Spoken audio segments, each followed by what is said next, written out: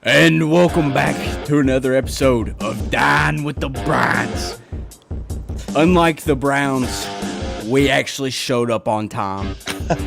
It's your boys Christian, Blake, Zach, and Manny Maxwell. How we doing tonight, boys? Oh my goodness gracious! Oh my goodness gracious! Great day. We're trying to do as well as we possibly can do, sitting at 1-3. No offensive line help. There's just so much. There's just so much to be somber about, and I'm so glad KFC that we said pre-show that you were going to be the lit one today because I'm. We'll get it. We'll get into it. I'm already 2 energy drinks deep today, boys. I should have had one. I should have had one myself, to be completely honest with you. Yeah. So, what was the first reaction as soon as you saw the zeros hit the clock? What's the first thing that went through your guys' mind? Yes. Yeah, Blake, go ahead. Go ahead, Blake. You can go first. Dude, I'm tired of these stupid ticky-tack calls anytime the Browns do something good. Myles Garrett gets tackled, and Nick Harris tugs a jersey barely, and it basically gave us the loss, dude. I'm tired of these little mistakes because little mistakes make big problems, and everything's going wrong besides the quarterback this week. Like, what do you know? Like, quarterback plays good, rest of the team don't. I'm just pissed, guys. Zach, you're by the fire again tonight with the cigar. It's still the CEO of the Jed Wills Hater Club. So what's going on, Zach? How did you feel about the game? I was right there with Blake, but I wasn't mad, partially because I saw it coming, like from a mile away. This is one of those games where we all oversaw, and it was kind of one of those trap games that we always talk about with Ohio State. Like, you're going to go out to a team that's pretty injured and beat up and whatever it may be, and then you play down to their potential and play down to their skill level, and you don't perform. I mean, the other thing is I don't know what's going on in that locker room, but there's just a lot of. I think it raised a lot of questions with a lot of different things, and it raised a lot of questions for me when it comes to the coaching staff, the front office, and what's really going on back there. KFC, the 2 energy drinks hopefully are going to show themselves in this response. But how did you feel about this game? Unless you want to take the floor with the old air raid.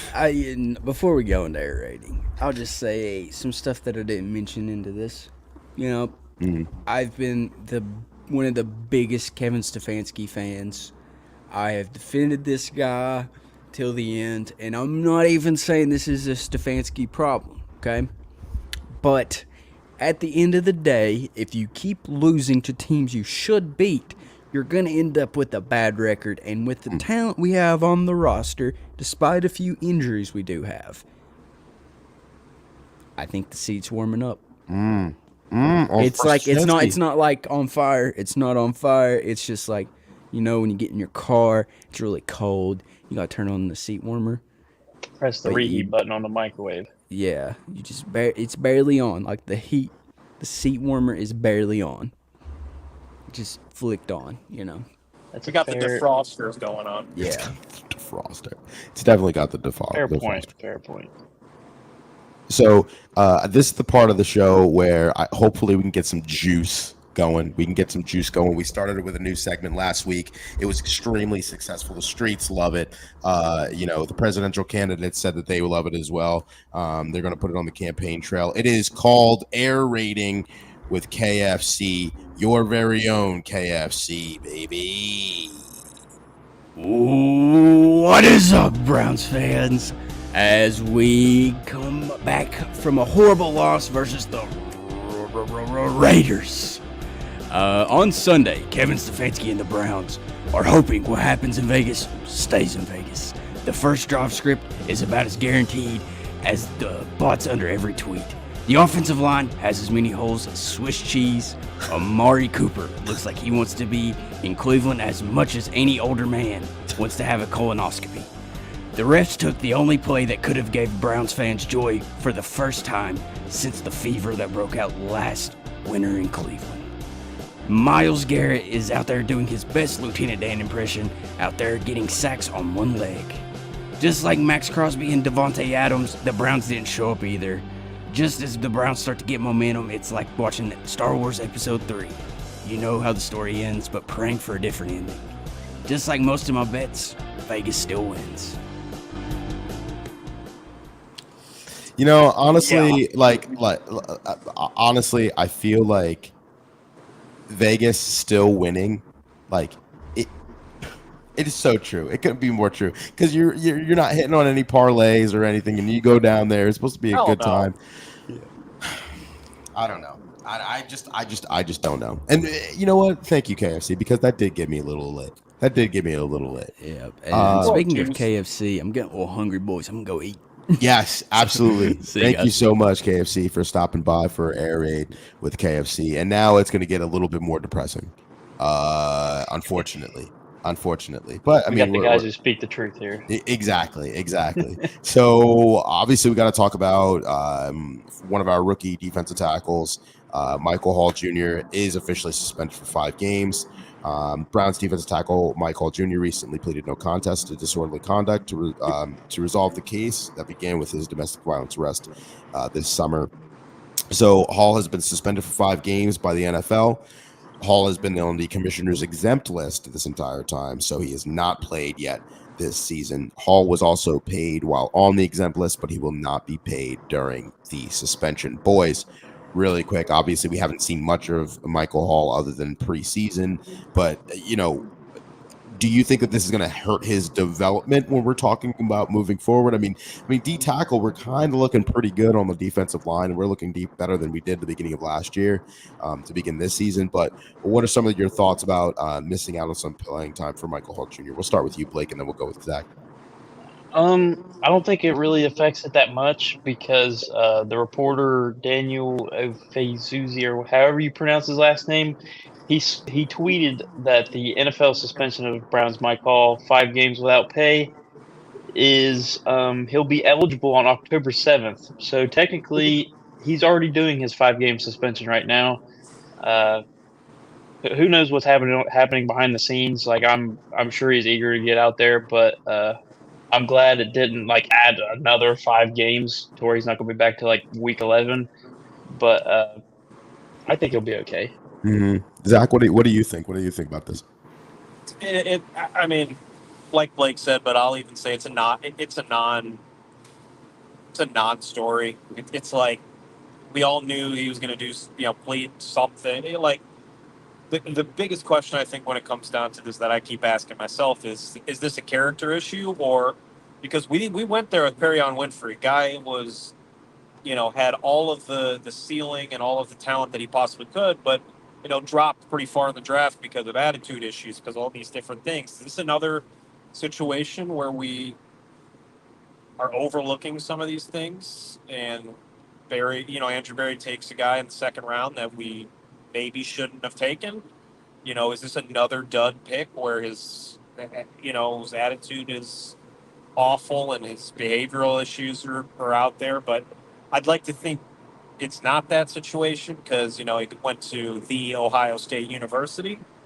But, you never know with this. But I don't really think it makes much of a difference. If he comes back on whatever the October 7th or whatever that they're saying, and he makes a difference and he's an impactful guy and rushing the passer, stopping the run and shit like that, then hey, awesome. But I don't think it stops anything. Yeah, I agree myself. I feel like it's too early to tell too, because he is a rookie, right? And obviously with the whole Ohio State connection, I feel like there are a lot of fans were optimistic about his play. But I mean, it's hard to bring this up without talking about Perion Winfrey and some of the things that we may have overlooked in the draft, and now he's no longer on the Cleveland Browns. But I think that it is going to be hopefully a lesson learned for Michael Hall. He's a young player, he's a young man, and I think that hopefully he'll be able to turn it around and really, hopefully, be some good depth pieces for the Cleveland Browns. Maybe even a starter in the next couple of seasons here, as we have him. Because I mean, he showed a lot of promise in the preseason. A lot of us loved him a lot when it comes to his bend on the line and his bull rush. So I think we'll see how it goes. But again, yeah. So let's man, oh man, the Cleveland Browns lost to the Las Vegas Raiders, 20-16. There's a lot going on. Callbacks for holds. Nick Harris was called in that ridiculous hold. But other than that, the offensive line did the offensive line things that they've been doing in 2024, where they have not been helping out Deshaun Watson with getting reads, and you can blame Deshaun Watson for the throws and holding onto the ball too long, but not today. I mean, not that game. Deshaun Watson did everything. We gotta start this off because yeah, let's do it. We gotta I think nip something in the bud as well, because the screenshots are going crazy all over X or Instagram, Facebook of the final play of the game, right, where Deshaun Watson had I think it was Akins running up a streak, and then he had I believe two guys left and two guys to the right. Yeah, it was. Or maybe it was a bunch or something like that. But I didn't even notice that stuff because we need to all call a spade a spade. I get that people don't love Deshaun Watson because of their own personal thing. And yeah, he hasn't been playing great, every single game, and he's had his ups and he had his downs. But we can't be sitting and screenshotting something from a far out bird's eye view and not realizing what it is when you have a double team going on one of their D tackles and he blows up the double team. Deshaun Watson, whether he wanted to throw the ball to the Akins, he couldn't even see him. He had he had a guy in his face the second he snapped the ball. And when that stuff's happening, when you have the game on the line, Jerome Ford gives you an awesome run. He gives you a bunch of things. You have 4 downs to get a touchdown to win the game, or at least give us the shot to win the game. And the O-line said, no, thank you. They're bringing pressure. You know that they're coming for you. So enough of this, well, Watson had these guys open. Listen, every single quarterback in the league, including Patrick Mahomes, Tom Brady, name the GOATs, they miss their reads. They're going to miss some of these throws. None of them are robots. But when we needed plays and passes made, I mean, I think first and foremost, Taylor, what's up?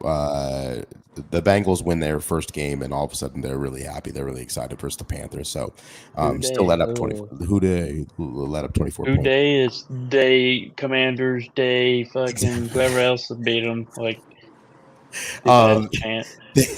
They we love you, Taylor, but not the Bengals. But I think you touch on a really good point, Zach, that a lot of these really good quarterbacks that you talk about, Baker Mayfield, Joe Flacco, like everybody who wants, to be a Browns quarterback, even Tom Brady or Peyton Manning, people miss reads. They're human beings. They're going to miss some reads, right? They're going to go through, they're not going to be able to go through their progressions as fast as you would think.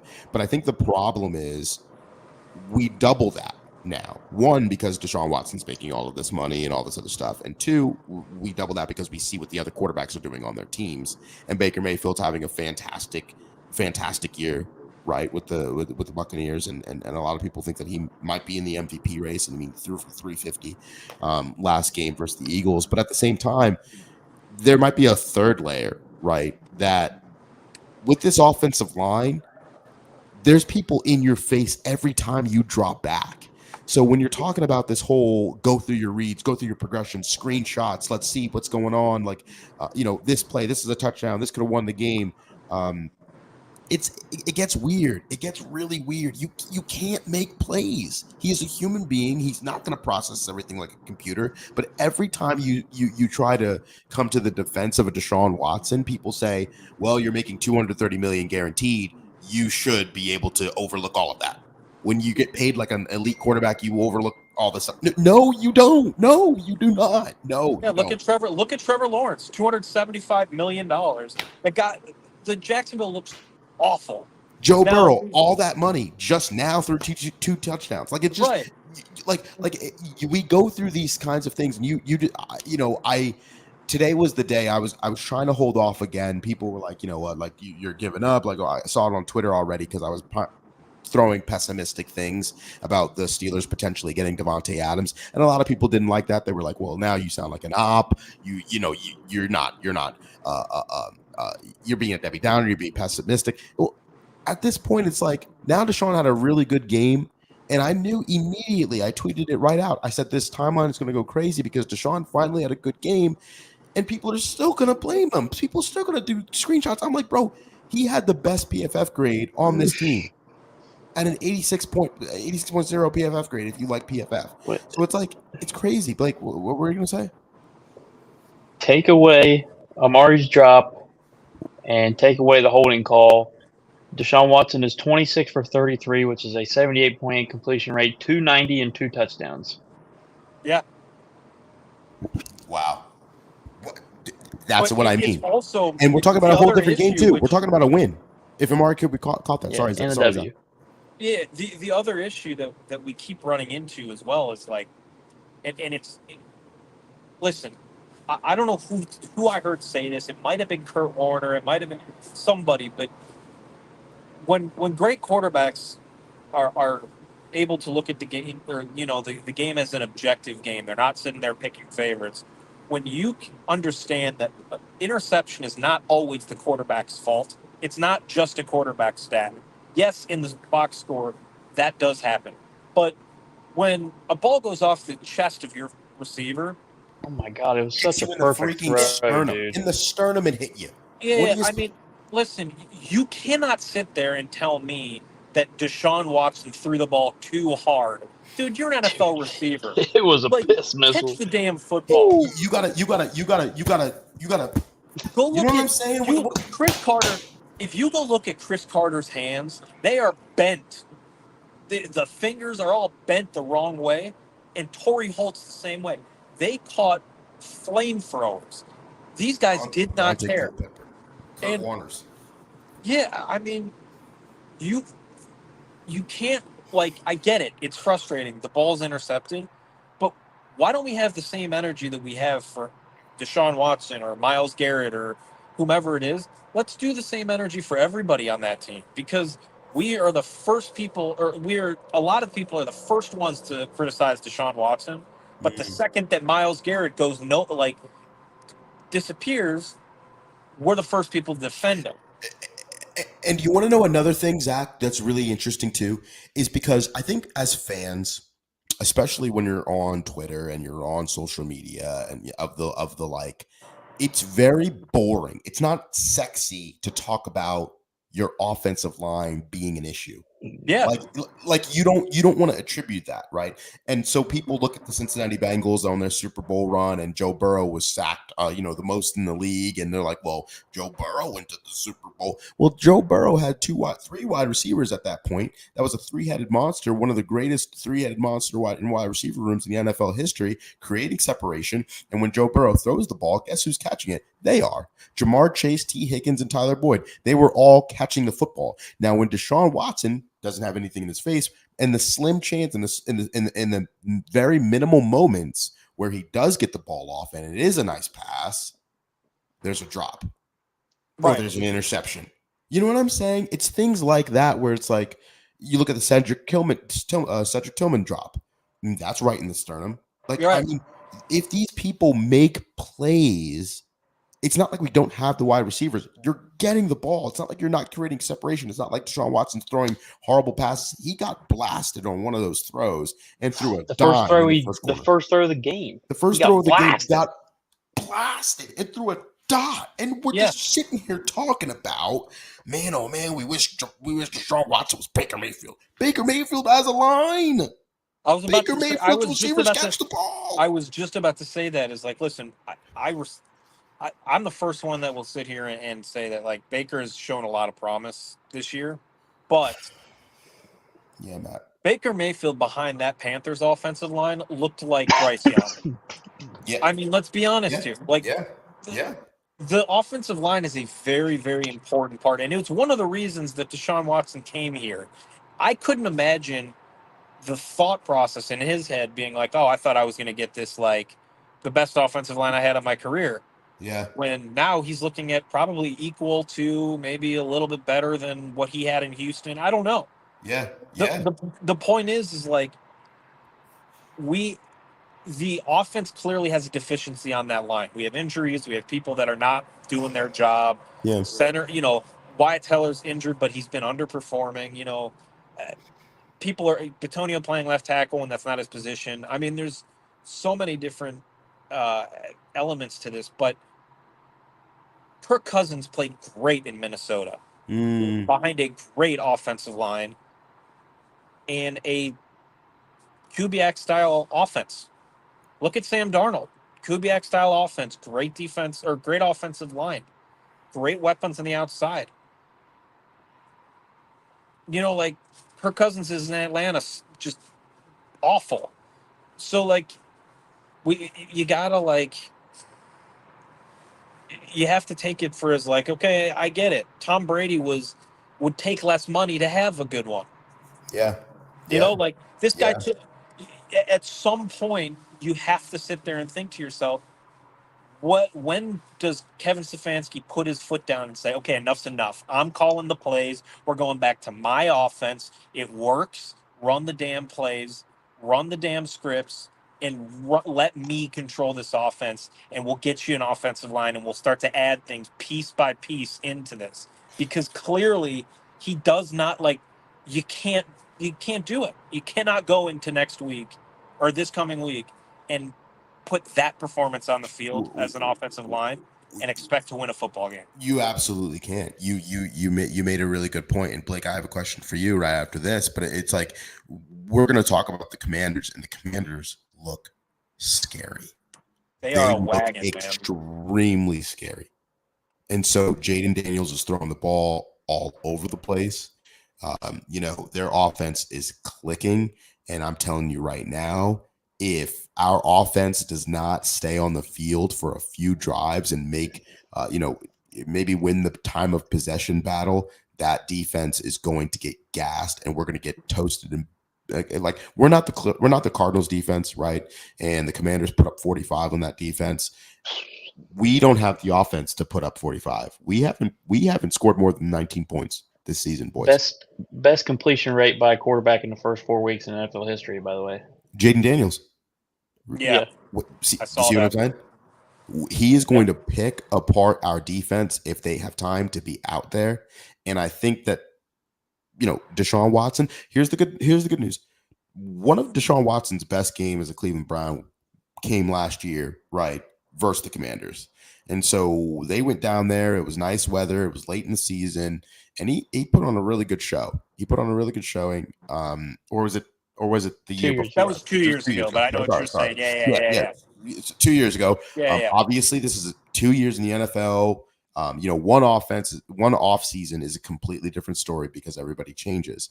But it does look good. But Blake, I wanted to talk to you about something. Are you concerned about the way the defense is handling some of these speedier wide receivers and running backs on these end arounds? Because the Raiders were using the Taylor fellow, right? 5'9" end around wide receiver, the short guy. They were looking at him early and often. Are you concerned about the defense, or do you think it's the defense getting kind of gassed or discouraged when the offense isn't scoring? What are some of the things you're seeing with that defense? I mean, it's the little things, dude. I mean, they missed a lot of tackles. Like, JOK missed a few tackles. But But I've noticed last year those end arounds and stuff was like the only weakness on this defense. And I don't know if you guys like paid attention to any of the press conferences from the Raiders. Like Antonio Pierce said, "We're going to run the football," and damn it, they ran the football. Like they came into that game 32nd in rushing, and what they almost rushed for 200 yards. I don't know the exact number, but they came here and said, "We are running the football, damn it," and that's what they did. Literally, the D tackles got no pressure at all. They had people running 4 or 5 yards a pop of guys I had no idea what their names were, where they're from, or anything.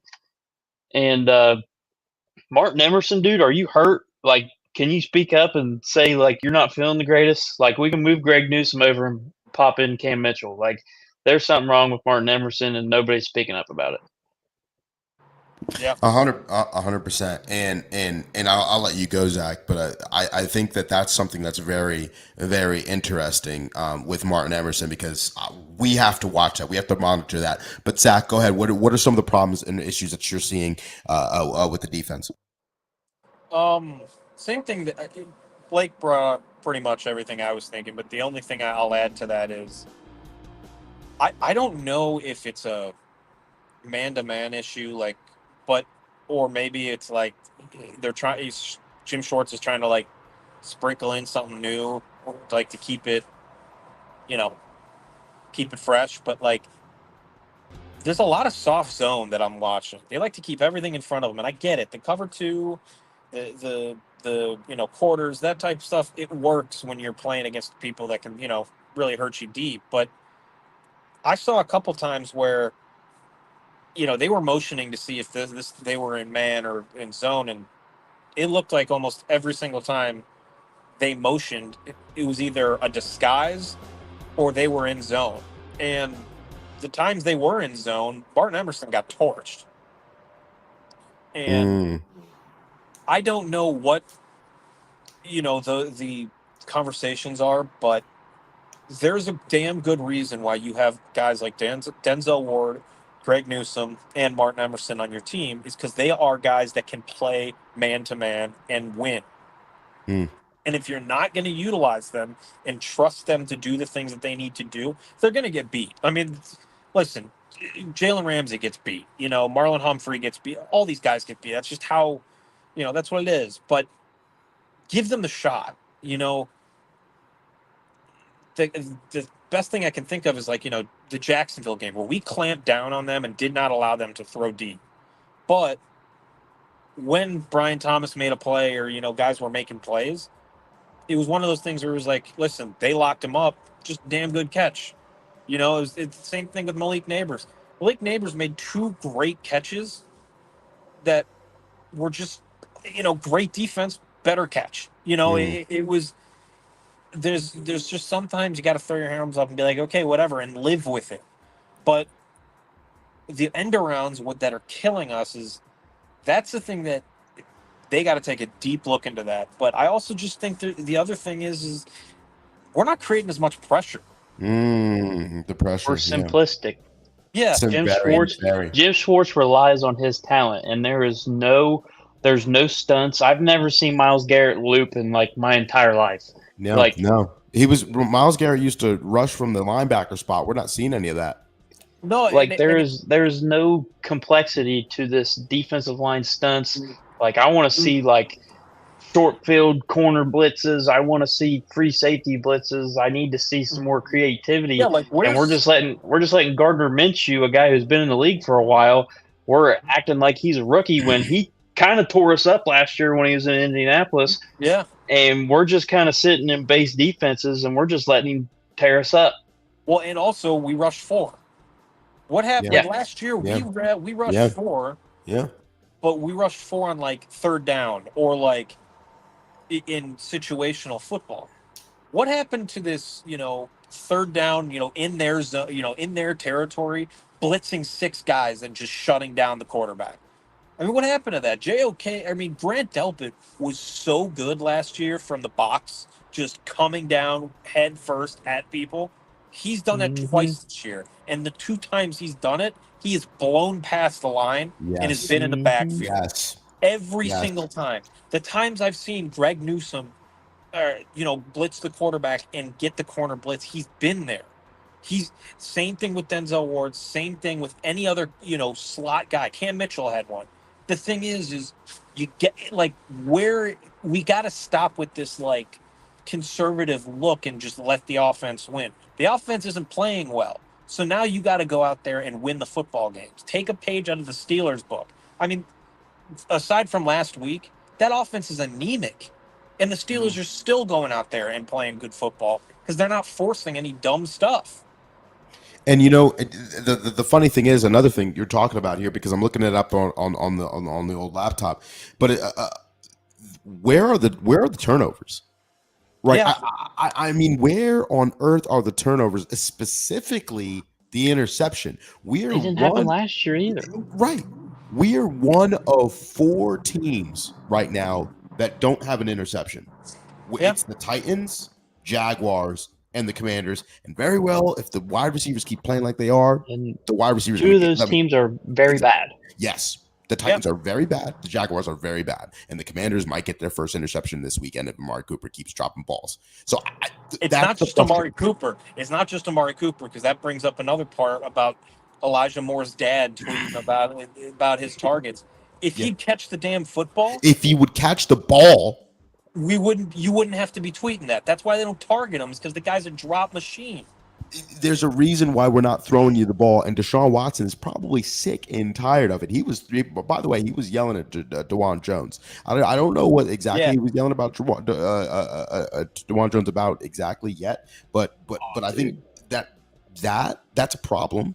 And Jameis Winston was also giving mouth to people on the bench as well, so we don't know what was going on. But I mean, I'm talking about specifically about the defense. We have got to create turnovers. The best teams in the league right now are their turnover differential. You're talking about the Packers, you talk about the Bills, you talk about the Vikings. These are plus 6, plus 5, plus 3 turnover differential. The Pittsburgh Steelers, how the heck are the Pittsburgh Steelers 3-1 or 3-0 at that one point, right? Obviously, they just lost a big game on Sunday, but at the same time, plus differential percentage. But all those teams that are really trash, I mean, at the bottom, the Eagles are struggling. Titans, even with the Chiefs being -4, I mean, they're undefeated. It's kind of weird. But at the same time, it's like these are bad teams. Outlier, obviously, the Chiefs. But these are bad teams. You can't win. You got to get turnovers. And that's what helps us out. Just give us some more opportunities on offense to figure it out. It's annoying not being able to do that. I'm telling you right now, it is extremely annoying. And so the one play I did want to talk about a little bit is I don't know what on earth. Apparently this was called a hold, right, boys? The explanation. This isn't even where they called the hold. Yeah, that's not even where they called the hold. The hold was the shuffling of the feet. Is that what they were saying? No. So basically, from my understanding of what they were saying first of all, the 2 people that were doing the game, both of them were like, I don't see hold in any aspect. And then they bring in the retired referee or whatever correspondent that comes out and goes, oh, well, I guess I could see something on the right hand. Well, from what they were explaining is that because he had his left hand on the shoulders, which is normal, that's not something that, you can't do. The right hand is what they're looking at. Well, the right hand had his side. He was within his frame. So the only thing that they could get, I think you could see maybe a little bit of it, is there's an angle where they show his hand tug on the jersey just a tiny bit. But when you're an offensive lineman, that is as good as a rep as you could possibly get if you're Nick Harris in that situation. And he's a smaller guy too. He was doing a really good job of getting under the pads. But they are told when a quarterback scrambles, they are given like a split second to readjust themselves. And the thing was, where he tugged, Deshaun Watson was about to get blasted. Like, yes, it had no impact in the damn play. Literally none. It was because he stepped up because the pressure was coming from behind him, so he stepped up. And when he stepped up and threw the football, that's when the hold basically, or the tug basically happened. So it's like, it's a bang bang thing. They call it. Now, this might be just because I'm a huge hockey fan. Yeah. But in the NHL, they fix that shit. If they get a bad call on the ice, Toronto calls them up and says, "Hey, no. Let's undo that. That's a bad call." Yeah, where's They the call it, XFL and Sky they Cam? undo it. And That's that a right not there, to interrupt you, I Decker. just That's a don't. very good point, MC. There's worse holding calls than that on every single play. That is Oh, yeah. there's Miles worse Garrett, holding. hello. Absolutely. Myles Garrett gets clotheslined every single play. But what were you saying about the NHL with yeah, Yeah. that's No, a very good in point. the NHL, they have essentially each game is being watched in Toronto in the NHL headquarters along with the officials on the ice. If something bad, like if a bad call, like obviously bad, not something where it's like could go either way, but like if somebody flops in hockey, which is called embellishment in hockey, if Toronto sees that it's an embellishment and the officials get it wrong on the ice, they call down directly to the press box and they say reverse that call. So they pause the game real quick and they reverse the call. Mm. That is a situation, and it's something to where the NFL has to figure out how to do this because we still don't know what a pass interference is. We still don't know what a hold is and what it isn't. We still don't know what a catch is and what a catch isn't, and we still don't know what technically like when an offensive lineman or defensive lineman is quote unquote like nudges and it's considered like a neutral zone infraction or vice versa false start. What is that? Because some people say you can't move your head. Some Mm. people say that you can't move your body, and then sometimes you see guys lean a little bit over the neutral zone, and then Mm. you're sitting there and you're like, well, isn't that offsides? And then they don't call it. So we have to find a level of consistency in this game in order to, I feel like, give the fans a little bit more of a safety net of being like, okay, they'll get it right. Like they're not gonna, like there are gonna be some calls that are missed, but they're not gonna be these oblivious, like, Daniel Sorensen type thing, headbutt Rashard Higgins in the damn end zone. You know what I mean? Like and that's I think what pisses me off, and I think a lot of other fans more, is that there's no accountability for these people. I think that the NFL is going to look into that play, but it's always unfortunate to be a part of that play. And that play might have been It's literally Deshaun's the difference best play between as a Cleveland Brown. it's literally the difference between 2-2 and 1-3. Like 100%, Blake. and it's going to be an AFC. It's going to be an AFC tiebreaker if we have a chance down in the end of the season, and Yeah. it's going to come down to that Raiders game. And I know it's going to be in the back of my head that stupid holding call. Yeah, 100%. And it was the same way the Jets game killed us, a few years ago when they came back on the onside kick. I mean, we knew that was going to come back to bite us. We didn't know the Jets were actually going to, make it to the playoffs, but we just thought that game, having that loss in the AFC, was going to bite us in the butt. But again, Blake, you said it perfectly. That is the big difference between 1-3 and 2-2. And I just want to get back to saying that's Deshaun Watson's best play as a Cleveland Brown. Oh my God, it was Like such a beautiful easily. throw too. Gorgeous throw, 80 yards, backed up against your end zone. Like the fact that we needed something Kevin. like that. Great play by Kevin. We needed something like that. In that moment, we needed a giant play. And the fact that we got it and it was called Set up back. perfectly. You misdirected the single high safety. He crossed his face on a post, and here comes Amari on the underneath deep cross, and perfect throw, like perfect execution. And MC's right, and I should preface this as well is just because I mean, listen, I'm usually one that's like, listen, one call in the game is usually never the reason you lose, Right, and we didn't lose Right. because of that specific call. But if there's any call that within this year, shall I say, of the league, that I think definitely changed the outcome of a game, it was that one. Because you're literally looking at the difference between 22-20 mood killer. Yeah, and 16-20.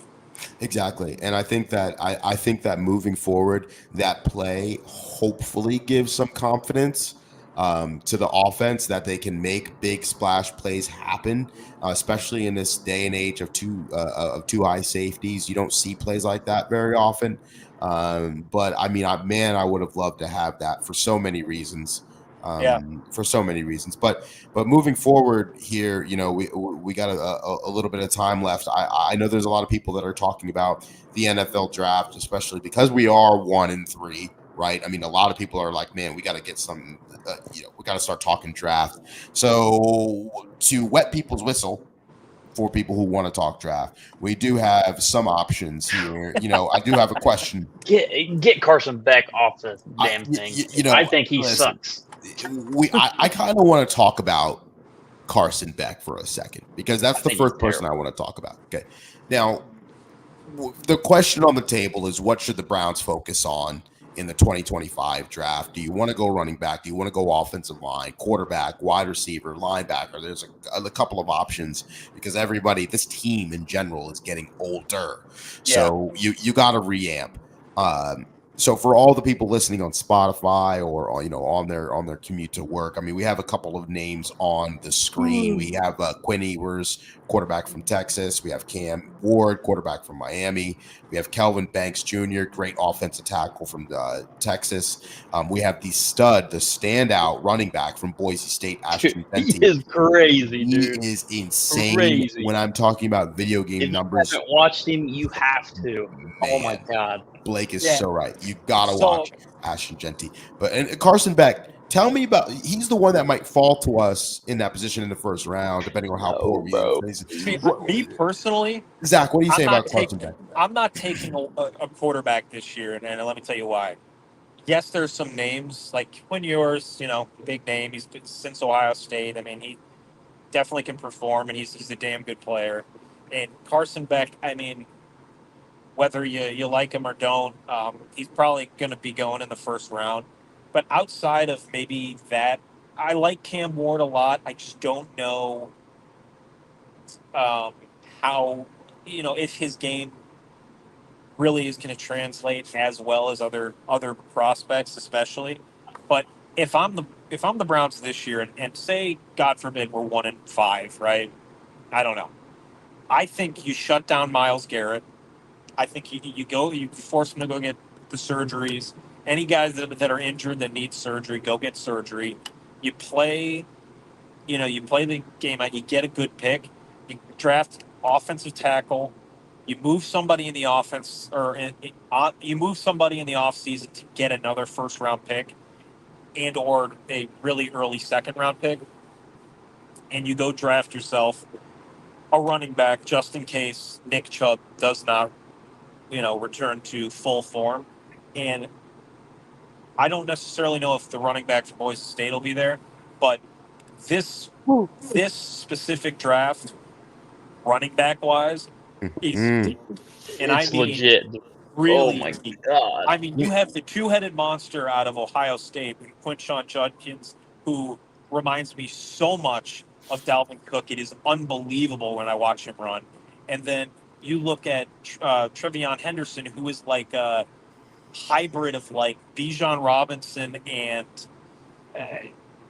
if you go back until like earlier days, Marshall Faulk, where he's good out of the backfield, that it's like those are the guys that I'm going after. I'm going offensive tackle, and I'm bolstering that running back room. Because if you have Kevin Stefanski as this coach and you can't run the football, well, I don't might as well just fire the guy.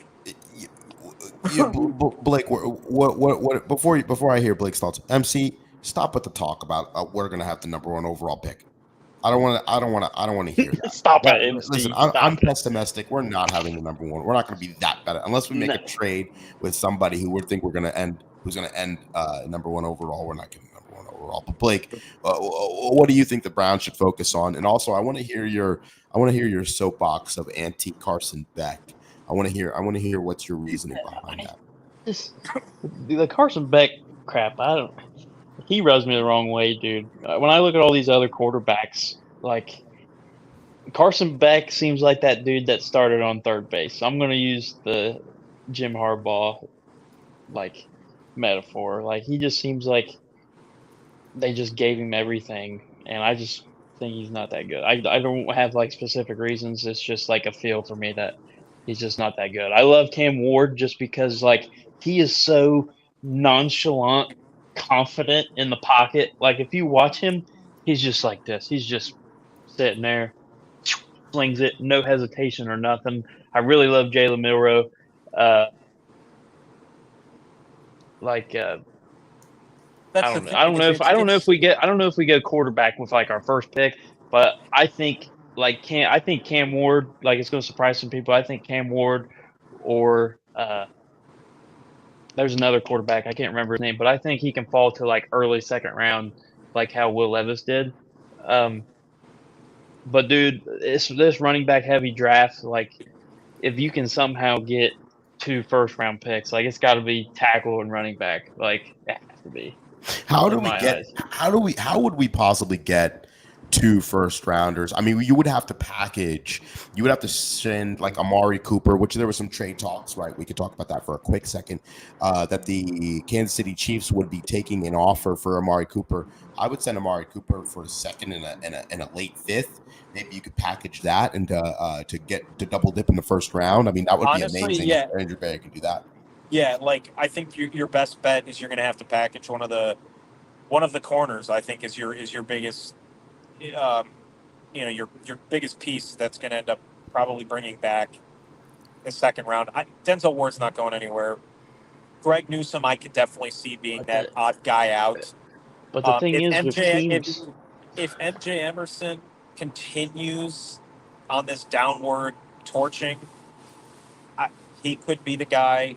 I don't know. I mean, in many cases, it could be it could be something like Amari Cooper and David Njoku, even though we don't want to get rid of him. But he fits, perfectly for Kansas City, especially with Travis Kelce, on the downward spiral. That could be enticing for them. But I don't know. But you can definitely get yourself some sort of here's the thought: is say we're a top 10 pick, right? I mean, you could always trade down, go get yourself maybe like a 12th.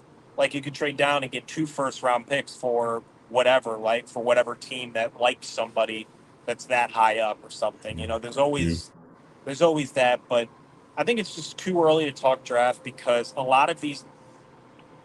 The amount of quarterbacks that are going to come out over the next 2 to 3 years that I think are going to be leaps and bounds better than a lot of the guys this year.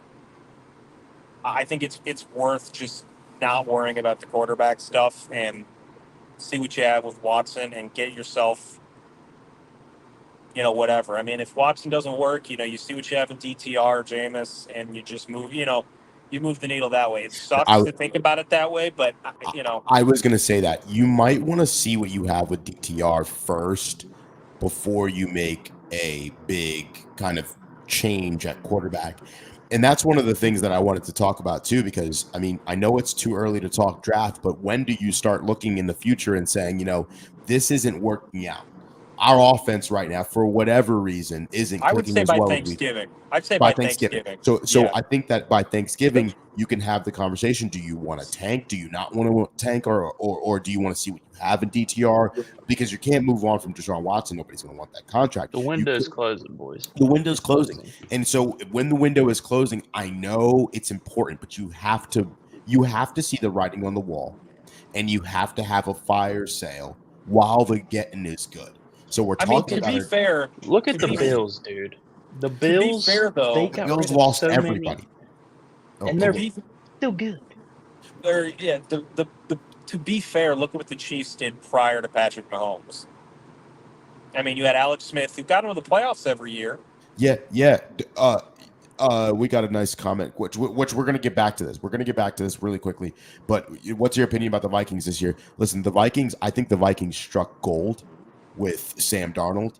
I think that they have a very interesting very interesting situation on their hands, and I bet you, I wish the Vikings chose not to draft JJ McCarthy, right? I mean, but how could you know that Sam Darnold was going to be that good?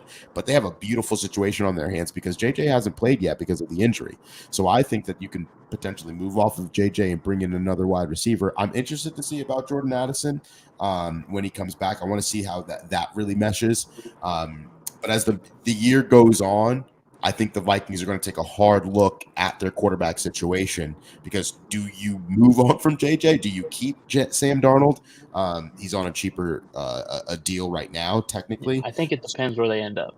Yeah, Blake's completely right. Yeah. That division is a tough division. Obviously, with the Green Bay Packers when they get Jordan Love, when Jordan Love gets back to Jordan Love ways, and the Bears on the come up, and the Lions are obviously the Lions, the best team in that division. It's kind of looking like top to bottom roster wise, obviously. But then you have to make the argument: can Sam Darnold in the future navigate this division that's about to get really tough very quickly?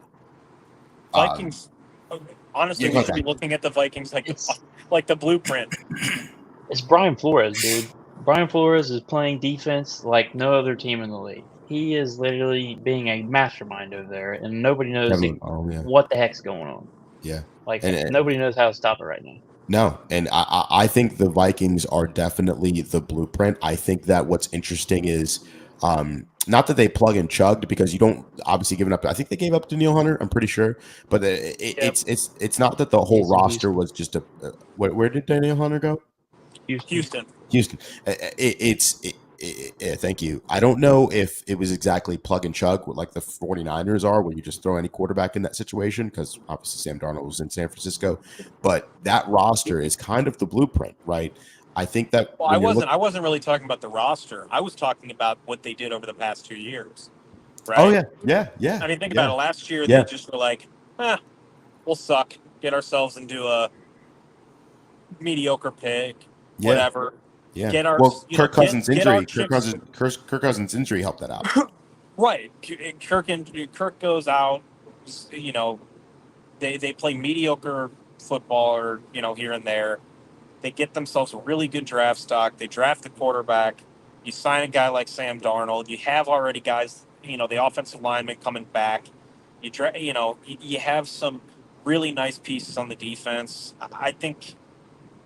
They were the blueprint, because if like I said, if we're 1-6, 1-7, or maybe 2-5 or whatever, it's worth exploring do we shut down certain guys, go get healthy. Yep. And next year is where you make the big push. You go out, you go get the guys that we need, and start off what we got to start off. I would the three cornerstone pieces that I would not trade for anything. I would not trade Myles Garrett. I would not trade Nick Chubb. And I want to throw Denzel Ward in there as a not trade.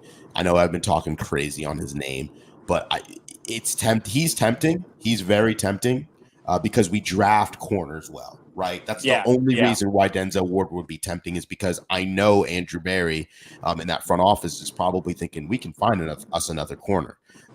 You would get, and corners are hard to come by in the NFL. If you get a good corner, people want. So I think that if we could move on from one of those corners, like you were saying earlier, Zach, I think we can do a quick rebuild and just keep the cornerstone pieces and then see what we can do. Because again, sometimes you got to do that. Sometimes when there's a horrible team like the it's not really a rebuild. It's more it's a retool. It's like a retool. Is essentially what it is, exactly. Right? Like you're just the Steelers did that. The Steelers did that. Yeah. You're kind of fine tuning. And I mean, listen, there could be some free agents after this year in the cornerback situation that could be like, hey, listen, we'll go after you. You'll be our lockdown guy for the next couple of years or whatever. Take that on and then focus on Absolutely. what we need to focus on. But that being said, it's too far out for me to sit there and be like, yeah, let's do this, let's do that. I want to see what we have, and yeah. I think. Go ahead, Blake. Go ahead. Where's the schedule look right now? Can you pop up like the whole schedule? Yeah. We have actually, speaking of, I did have a slide on the schedule. Well, here's the next 4 games: is at Washington, at Philadelphia, versus Cincinnati, and then versus the Baltimore Ravens. You got- Do you want more? You have to win 3 of these. You have to. Yeah, no. Let's dive. Let's take a couple minutes to dive into that before we go to the Commanders, and then we call it quits. So Blake, can you talk me through why you're saying 3, not 2, why are you saying 3 when you're looking at the Commanders, Eagles, Bengals, and Ravens? I mean, with the division games, you gotta go 4-2. I think 4-2 is a good division record, and you gotta find a way to get the rest of these wins so you can make the playoffs. If you're still searching for that, but I think where these next few weeks come in, it determines like, hey, do we put Nick Chubb in? Because Nick Chubb is back. Like, how serious are we? Like that Nick Chubb is going to make this difference and help this run go? Because like the Commanders, like I haven't watched enough Commanders, but I don't know how good their defense is. But like, Yeah, we need to run the ball. We need to run the ball. Yeah. Andy Dickerson, you were on the hot seat for me, dude. Your seat is on fire. It is on fire. Like KFC was talking about Kevin Stefanski's getting warm. It's only getting warm because Andy Dickerson's seat is on fire. Like, I don't care what anybody says about this offensive line getting like hurt and everything. Last year, we did fine with. Can you guys remember the offensive line from last year in the last 6-7 games? No. I mean, and guess who the coach was? Bill Callahan, Yeah. the greatest offensive line coach ever. Fair point. It was probably hard to keep him this year because of like obviously his son's in Tennessee. Like obviously he's going to go coach with his son. But like that's a big toll on your offense, man. And guess who the run coordinator was? Bill Callahan. And guess who it is now? Andy Dickerson. Like Andrew Dickerson is the reason why we suck at running the football. Like it's not all Kevin Stefanski. 100%. I completely agree. We have to be able to run the football, and obviously, I'm not going to throw everything up and chalk it up to Nick Chubb because our offensive line. I don't even know how we're going to be running the ball with Nick Chubb even when he's in there. I mean, our running back vision is going to increase. It's the scheme though. Like it's Andy Dickerson is not like. This offensive line is not the answer for what Andy Dickerson wants to do. Exactly. And I think, we can, it's going to be a huge test to see. I mean, we've already lost to 2 NFC East teams with the Giants and the Cowboys, but I mean, it's going to be interesting. We're going to have 2 NFC East opponents back to back. The Commanders, they're hot, and the Eagles. I mean, they're looking for, they're looking for some wins. Their season isn't going exactly the way they thought. To be honest, this Commanders game is feeling like a trap game for the Commanders. Yeah. Oh, yeah. Absolutely, I would agree because the Commanders their defense. The Commanders, they are on a high. Like they are high. Yes. Like they've been smoking the good 45. Devil's lettuce. They are high, boys. They like, are high. Yes. If you haven't seen their like hype in the locker room after last week, my gosh, they are on a high. Yeah. And I don't know if it's going to bite them in the ass or not because the Browns could be that team that just goes in there and somehow wins. And then we play the Eagles. The Eagles look terrible. Yeah. Like really bad without their stars. And who knows when they're all coming back. The Bengals offense is good. Their defense is like terrible. Yeah. And then the Ravens are so inconsistent. I don't know how to judge them. I will say the Ravens look scary. Oh, they looked amazing. I mean, 35. Yeah, whooping them 35-10. They look back because now they're using Derrick Henry the way I think you know what I mean. If you can get to 5-4 or 4-5 at worst, like I think we're okay. I think we're okay if we're 4-5 or 5-4. We won't lose hope at that point. MC made a really good point. He said Flacco coming in and getting rid of the ball quickly made that offensive line look good. I completely agree. That offensive, he wasn't running out of the pocket either. So I mean, you're as an offensive lineman, it makes it easier to block when you know your quarterback's staying right behind you. I listened to Joe Thomas the other day. He was on Yeah. Cleveland Browns Daily. The Yeah. reason why they look so good with Joe Flacco, it's by style of quarterback. Because there's two different types of blocking for pass blocking. This is from the Hall of Famer Joe Thomas, not from me. There's two different types. There's a Joe Flacco type offense where your offensive line blocks wide but short because quick releases, very small dropbacks, and there's Deshaun Watson type offensive lines where you have to block long and narrow. Okay. Long and narrow is because of the deep drop backs. Like everybody's like, why is Deshaun Watson drop back so far? And there's a lot of there's like a few reasons why they're letting people free is because he's dropping back like 9-10 yards. Like that's very far. And they have to and DeJuan Jones is not a fast guy. Like he's 6'8", 300 Not some moving very pounds. fast. Like he's not gonna move fast.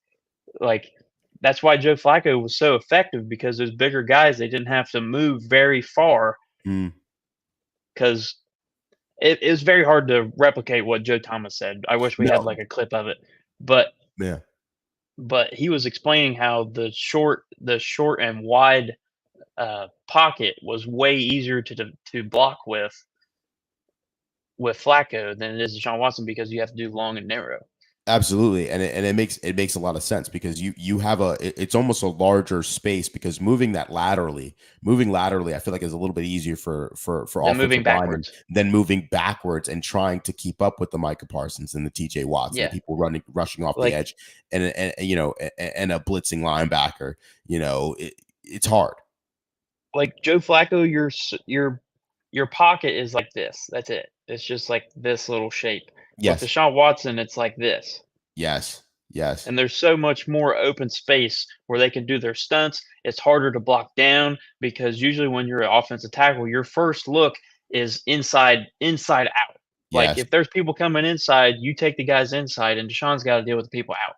And when you make that pocket longer and narrow, like look at all the spaces in between the guys. Exactly. With Joe Flacco, when you had the short and wide, like there's not a lot of space in between there.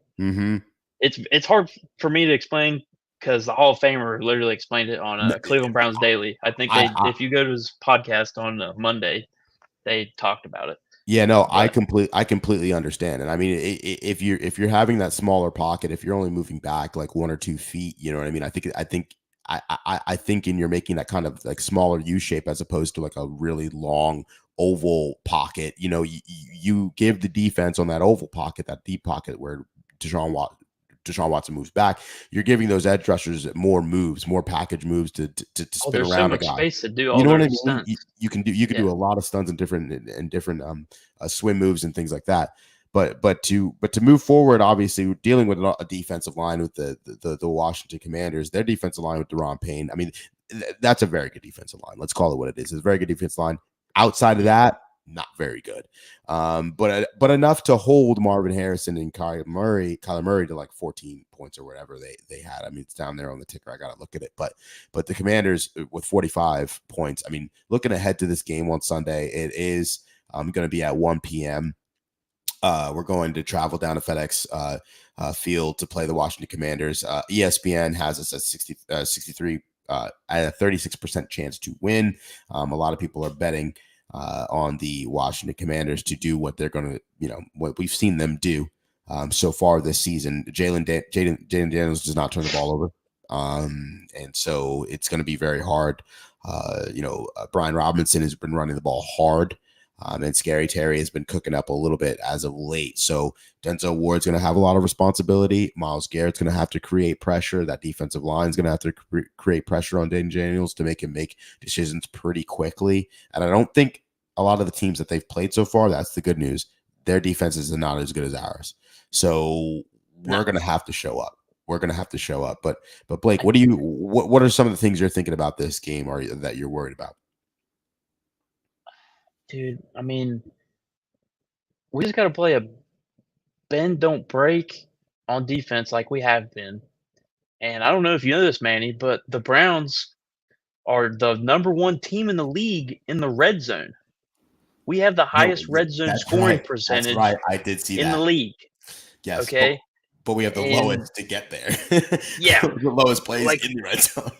Like never we gotta get there. dial some stuff up. Yeah, Like yeah. I'm sure Nick Chubb's not gonna play this week. He's Yeah, no. gonna start practice tomorrow. Yeah. I mean, that would be crazy and pretty cool if he Yeah. did. Yeah. But I don't know if the panic button is in Cleveland yet or not to get him on the field. Mm, I think he's probably gonna come next week against Philly.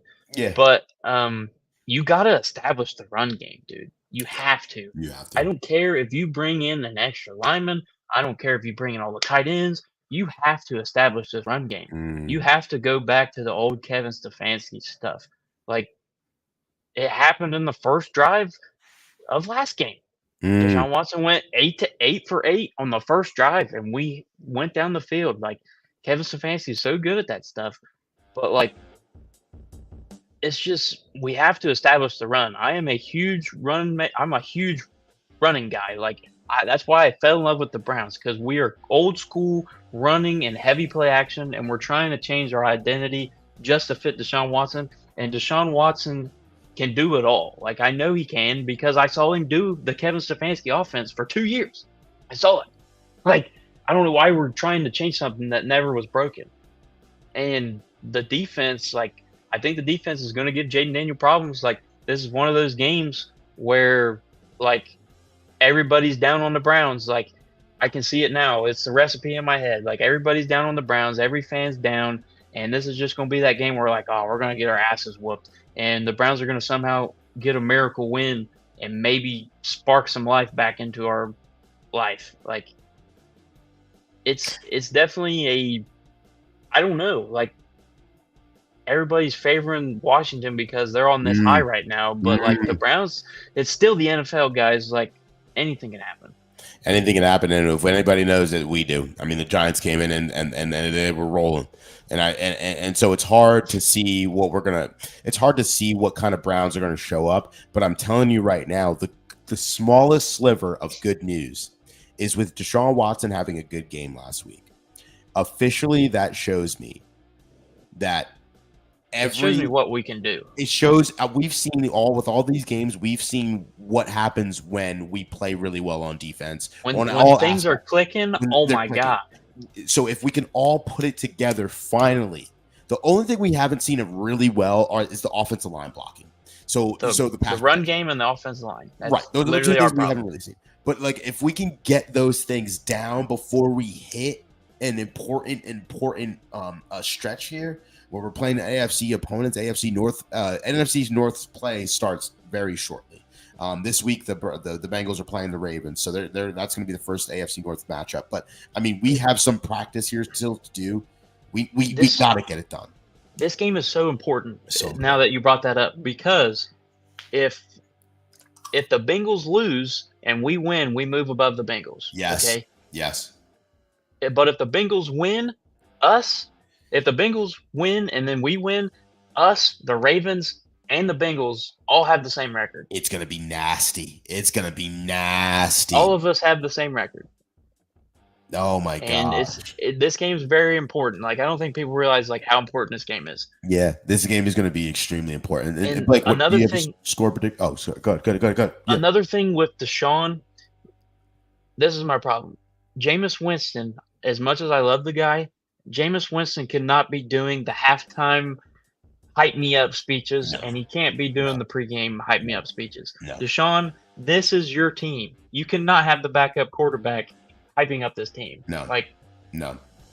you can't have that. crazy. That's a very It's good crazy. point. That's a very good point. That has to change because you can't have that. I feel like there's no cohesion. Like unless there's a defensive player that's going to give the pregame speech, that's fine. Rodney McLeod does. Rodney McLeod does. That's fine. That's fine. Again, that's fine. And- Rodney McLeod and is he supposed to pick said- up that fumble. And he said today on Ken Carman, he said Jim Schwartz says good teams are coach led. Great teams are player led. Yes. And if your starting quarterback can't do these hype speeches, if he's not leading the team and the backup is, like, dude, that just like rubs me the wrong way. and As much as I love Jameis, it rubbed me the wrong way. no, you can, and I don't think that you're saying that you don't want that at all. I think, if correct me if I'm wrong.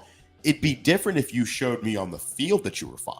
Like if you showed me on the field that you were going to go out there and produce all the time, and you wouldn't have so much, I don't want to take too much of pressure off of Deshaun's shoulders. Like if you went out there and you did what you had to do, like I love that, and that's fine. But I think that you need the fact that you're under fire so much. You need to, you know what I mean? You need to take some accountability. But Blake, what's your score prediction for this game? Oh my gosh, This is hard. This is hard. MC says Washington 30, Browns 13. A little bit closer than the I think Cardinals game. I think we're like, this is like not biased to the Browns at all. Yeah. But I think we're giving the Commanders like a little bit too much hype. Yeah. Like this is going to be closer than a lot of Browns fans think. Like they're going to reel us back in. I already feel it because this is one of those things. Like all of Twitter is down on the Browns. Everybody is just like, "Oh, the Browns suck." This, and that. They're going to come in this game and they're going to somehow sneak it away. Yeah. They're gonna win 23-21. 23-21. I think this is going to be the game. I think we're going to lose this game, but I think that this game is going to be one where we start to see those sparks. I think we both are thinking the same thing. This is a drag me back in. The Browns are going to drag me back in type of game. Now we don't know what we're going to see. It could be 34-31, 34-30 kind of game, 35-30 kind of game. Or the defense does really well and gets a lot of turnovers. We don't know. But I'm hoping that it's an offensive positive game because I do believe we're going to have to run the ball. We have to run the ball. We have to. No one believes we can run the ball. We have to run the ball. We have to practice running the ball. We have to practice that because I think that with Nick Chubb coming back, I think that's going to be something that we're going to have to get used to. But great show. I mean, we got our score predictions in. Guys, please follow us on Twitter, follow us on YouTube, subscribe. It's been a fantastic show. Hopefully we get some better news and we're a little bit more enthusiastic. Yeah. Follow all of our solo accounts on Twitter. Yes, absolutely. Follow all of our accounts on Twitter. It's hopefully we have better news next week. But as always, go Browns. Go Browns.